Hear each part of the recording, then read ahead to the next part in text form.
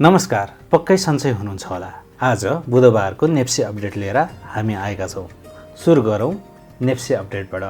आज नेप्सी इन्डेक्स 1920.12 अङ्कमा बन्द भएको छ। आज 15.13 अङ्कले नेप्सी बढेको छ। पक्कै पनि आज लगानीकर्तालाई केही राहत मिलेको छ। आज नेप्सी 0.79% बढेको हो।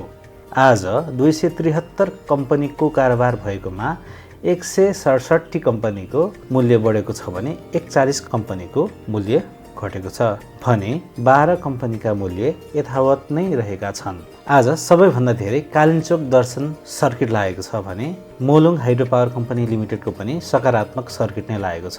यी दुवै कम्पनीहरू भर्खर नै आइपिओ निकालेर सूचीकृत भएका कम्पनी हुन्। त्यस्तै आज गुराँस लघुवित्त वित्तीय संस्थाको पनि सकारात्मक सर्किट लागेको छ।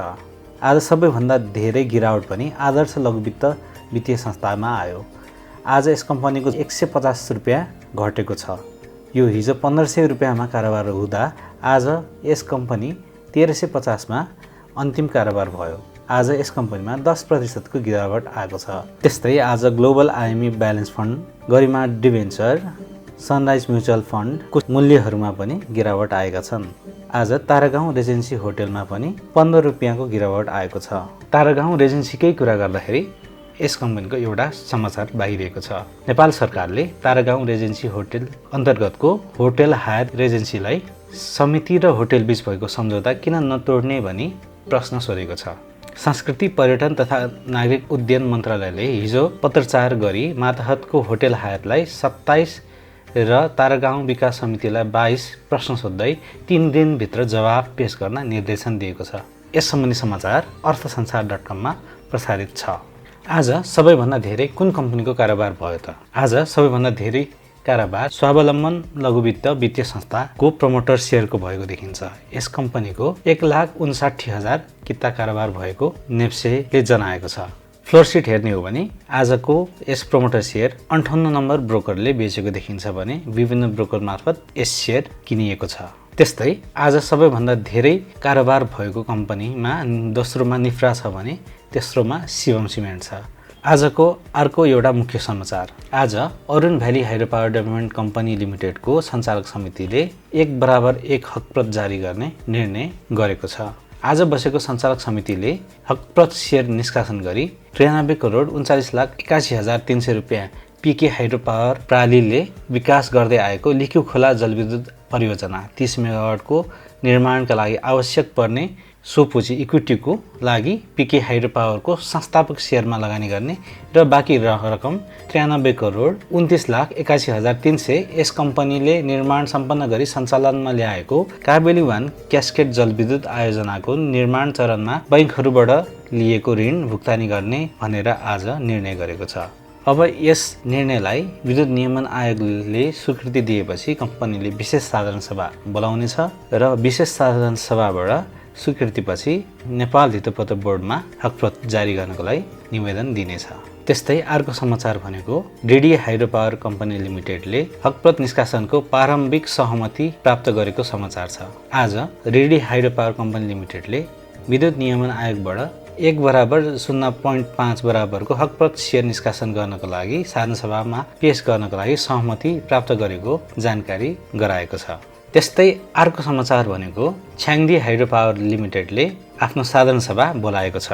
कम्पनीले यही वैशाख 28 गते बिहीबारको दिन अग्रवाल भवन कमल पोखरीमा बिहान 11 बजे आफ्नो वार्षिक साधारण सभा बोलाएको छ। यस साधारण सभामा कम्पनीले आर्थिक वर्ष 78-79 को वार्षिक प्रतिवेदनलाई छलफल गरेर पारित गर्नेछ।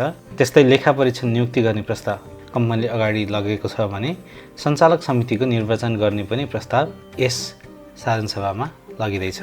त्यस्तै यस साधारण सभामा कम्पनीले विशेष प्रस्तावको रूपमा कम्पनीले 8औं वार्षिक साधारण सभाबाट निर्णय गरेको 40% हकप्रत सेयर सम्बन्धी निर्णय रद्द गरी कम्पनीको चुक्ता पुँजी 38,77,500 को 100% अर्थात् 1:1 हकप्रत सेयर जारी गर्ने प्रस्ताव अगाडि सारेको छ। यस साधारण सभामा भाग लिनको लागि कम्पनीले वैशाख 17 गतेलाई बुक क्लोज मिति तय गरेको छ। अर्थात् वैशाख 16 गतेसम्म कारोबार भई कायम रहेका शेयरधनीले मात्र यस सभामा भाग लिन पाउनेछन्। मार्केट अपडेटमा अब आज प्रकाशित रिपोर्टहरूबारे जानकारी। आज नेपाल इन्फ्रास्ट्रक्चर ब्याङ्क लिमिटेड निफ्राले चालु आर्थिक वर्षको तेस्रो त्रैमासिकको वित्तीय विवरण प्रकाशित गरेको छ। रिपोर्टमा कम्पनीको गत आर्थिक वर्षको तुलनामा नाफा बढाएकै देखिन्छ। कम्पनीले चैत्र मसान्तसम्म 1,16,18,000 रुपियाँ खुद नाफा आर्जन गरेको देखिन्छ।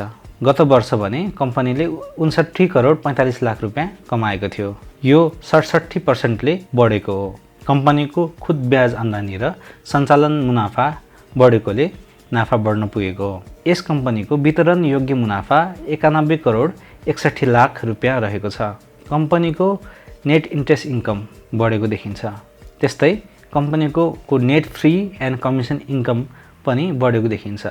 त्यसैगरी बैंकको कुल सञ्चालन आम्दानी र सञ्चालन मुनाफा पनि बढेकै देखिन्छ। निफ्राको खुद नाफा बढेसँगै बैंकको प्रति शेयर आम्दानी पनि बढेको देखिन्छ। गत वर्ष यही क्वार्टरमा कम्पनीको EPS 4 रुपियाँ 29 पैसा रहेको थियो भने अहिले सुधार गरेर 7 रुपियाँ 17 पैसा पुगेको छ। गएको वर्षको यही अवधिसम्म बैंकको प्रति शेयर नेटवर्थ 109 रुपियाँ 19 पैसा रहेकोमा मूल्य आम्दानी अनुपात PE रेसियो 30.63 गुणा रहेको छ। कम्पनीको जगेडा कोष पनि बढेको छ भने बैंकको निक्षेप र कर्जा समेत बढेको देखिन्छ।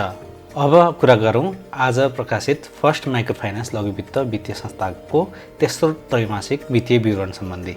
फर्स्ट माइक्रो फाइनान्स FMDBL को आज प्रकाशित रिपोर्ट अनुसार यस लघु वित्तको पनि खुद नाफा गत वर्षको तुलनामा बढेको देखिन्छ। कम्पनीले चालु आर्थिक वर्षको चैत मसान्तसम्म 19,45,00,000 रुपियाँ खुद नाफा आर्जन गरेको छ। गत वर्ष यही अवधिमा लघु वित्तले 16,61,00,000 नाफा आर्जन कमाएको थियो। खुद नाफा आम्दानी र सञ्चालन मुनाफा पनि कम्पनीको बढेको छ, जसले गर्दा कम्पनीको खुद नाफा बढ्न पुगेको हो। कम्पनीको खुद ब्याज आम्दानी बढेको देखिन्छ भने कुल सञ्चालन आम्दानी घटेको छ।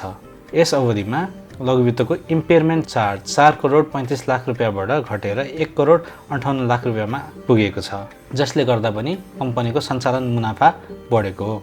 नाफा बढे पनि कम्पनीको प्रति शेयर आम्दानी EPS घटेको छ। यस अवधिमा 37 पैसा घटेर 22 रुपियाँ 60 पैसामा EPS सीमित भएको छ। यस चैत्र महिनासम्म लघु वित्तको प्रति शेयर नेटवर्थ 137 रुपियाँ 73 पैसा छ भने मूल्य आम्दानी अनुपात 23.85 गुणा रहेको छ। आजको यस नेप्से अपडेटमा एउटा अपडेट। नेपाल सरकारले नेपाल अधिराज्यभर नै रोकिएको जग्गा किताकाट खुलाउने निर्णय गरेको छ। मङ्गलबार बसेको मन्त्री परिषदको भू उपयोगको पहिलो संशोधन नियमावली 2079 लाई स्वीकृत गर्दै यो निर्णय गरेको हो। यो निर्णय क्याबिनेटले पास गरेसँगै देशभर लामो समयदेखि बन्द भएको जग्गाको किताकाट खुलेको छ। यस किताकाट रोकिँदा सरकारको राजस्वमा राम्रै धक्का लागेको थियो। त्यस्तै रियल इस्टेटमा पनि मन्दी आएको थियो। यस निर्णयले पक्कै पनि सरकारको राजस्वमा केही सुधार हुने देखिन्छ भने घर जग्गा कारोबारीलाई पनि केही सहज हुनेछ। यसले केही हदसम्म आर्थिक गतिविधिलाई चलायमान गर्नलाई पक्कै पनि टेवा मिल्नेछ। अब लागौँ लगानी अपडेटमा। अहिले मेन्सेम हाइड्रो पावरको IPO खुला नै रहेको छ। कम्पनीले वैशाख 4 गतेदेखि सर्वसाधारणको लागि यस कम्पनीको IPO खुला गरेको हो। कम्पनीको 9,34,915 किता अहिले सर्वसाधारणको लागि खुला गरेको छ। लगानीकर्ताले न्यूनतम 10 कितादेखि 10,000 कितासम्म यस कम्पनीमा आवेदन दिन सक्नेछन्। यस कम्पनीको वैशाख 7 गतेसम्म IPO खुला रहनेछ। तपाईहरूले आफ्नो मेरो शेयरबाट यस कम्पनीको IPO मा लगानी गर्न सक्नुहुन्छ। यस कम्पनीको issue manager NIC Asia capital रहेको छ। त्यस्तै अहिले बजारमा सिद्धार्थ इन्भेस्टमेन्ट ग्रोथ स्किम 3 को आवेदन पनि खुला नै रहेको छ। यस स्किम वैशाख 10 गतेसम्म खुल्नेछ। लगानीकर्ताले 10 इकाइदेखि 1,20,00,000 इकाइसम्म आवेदन दिन सक्नेछन्। यसको बिक्री प्रबन्धक सिद्धार्थ क्यापिटल रहेको छ। त्यस्तै आजबाट सिटिजन सुपर 30 म्युचुअल फन्डको इकाइ खुला भएको छ। सिटिजन्स म्युचुअल फन्ड अन्तर्गतको सिटिजन सुपर 30 म्युचुअल फन्ड आजबाट निष्कासन भएको हो। यस 10 वर्षे बन्दमुखी फन्डको न्यूनतम 1,50,00,000 इकाई वा कुल बिक्री इकाइको 15% कोष प्रबन्धक सिटिजन्स ब्याङ्कलाई सुरक्षित गरिएको छ भने सर्वसाधारणको लागि 8,50,00,000 इकाइ खुल्ला गरिएको हो। यस इकाइमा लगानीकर्ताले 100 इकाइदेखि 1 करोड इकाइसम्म आवेदन दिन सक्नेछन्। यस इकाइमा आज वैशाख 6 गतेदेखि वैशाख 10 गतेसम्म आवेदन दिन सकिन्छ भने यस समयमा आवेदन परेन भने वैशाख 20 गतेसम्म आवेदन दिन सकिनेछ। यस फन्डको बिक्री प्रबन्धक सिटिजन्स क्यापिटल आफै रहेको छ। सुपर 30 नगरौँ मिस। सुपर इन्भेस्टर बन्ने पालो अब तपाईको। सिटिजन्स म्युचुअल फन्डको बलियो डिभिडेन्ड हिस्ट्री तथा बलियो व्यवस्थापन टिमको साथमा अब गर्नुहोस् लगानी उच्च प्रतिफल दिने उत्कृष्ट 30 स्टक्समा। यही वैशाख 6 गतेदेखि मेरो शेयर मार्फत आवेदन दिनुहोस्। अब सुन चाँदी अपडेट। आज हिजोको तुलनामा सुनको भाउ तोलामा 300 रुपियाँले बढेको छ। हिजो प्रति तोला 1,10,000 रुपियाँमा कारोबार भएको सुन आज 1,10,300 रुपियाँमा कारोबार भएको छ। नेपाल सुन चाँदी व्यवसायीका अनुसार आज छापावाला सुनको मूल्य तोलामा 1,10,300 रुपियाँ रहेको छ भने तेजाबी सुनको मूल्य प्रति तोला 1,09,750 रुपियाँ रहेको छ। सुनसँगै चाँदीको मूल्य पनि आज बढेको छ। हिजो 1,435 रुपियाँमा कारोबार भएको थियो भने आज बढेर प्रति तोला 1,445 रुपियाँ पुगेको छ। आजको मार्केट अपडेट तपाईलाई कस्तो लाग्यो? कृपया यस भिडियोलाई लाइक तथा कमेन्ट गर्न नभुल्नुहोला। र आजको यस अपडेट अन्त गरौँ आजको फलफुल तथा तरकारी मूल्यबाट। धन्यवाद।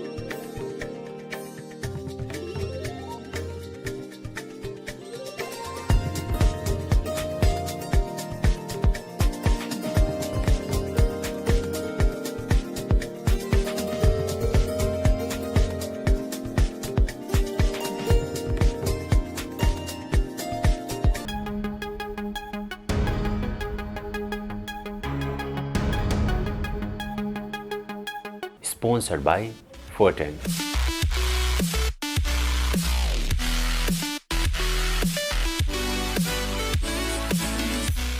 Supported by O2 Studio. उत्कृष्ट रेकर्डिङको लागि O2 स्टुडियो कपुधारा काठमाडौँ सम्पर्क 98 62 25 58. Supported by ShareHub. Educational partner Embedding Education Network.